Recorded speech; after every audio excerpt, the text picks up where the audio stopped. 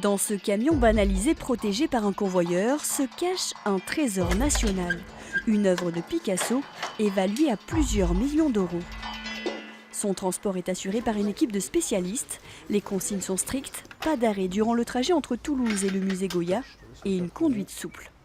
Évidemment, on a une conduite adaptée, sachant qu'on ne conduit pas uniquement des meubles, des palettes ou autres, ou des produits alimentaires, sachant qu'on a quand même des marchandises qui sont sensibles. Par contre, vous allez lever un peu plus. Attention à l'inclinaison. On tourne avant. L'œuvre est préservée au maximum dans une caisse réalisée sur mesure. 250 kilos apportés dans les grands escaliers du musée jusqu'aux réserves. Le tableau n'en est pas à son premier voyage. Durant ses 2 ans d'absence, il a été présenté aux États-Unis, au Canada et en Espagne. Allez, ouvrez-la, je vous prie. Pour voir la peinture de Picasso, il faut encore un peu patienter. Une caisse s'en cache une autre. Caisse contre caisse avec vide d'air, ce qui permet d'avoir les meilleures conditions de conservation de l'œuvre. Le conservateur en chef du musée oscille entre impatience et stress.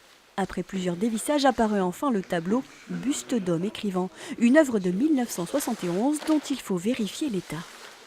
L'œuvre arrive, bon, qu'est-ce qui se passe? On regarde en fonction d'un document que voici, ou la photo de l'œuvre, qui a été donc sur lequel on a porté différentes observations, accidents, griffures.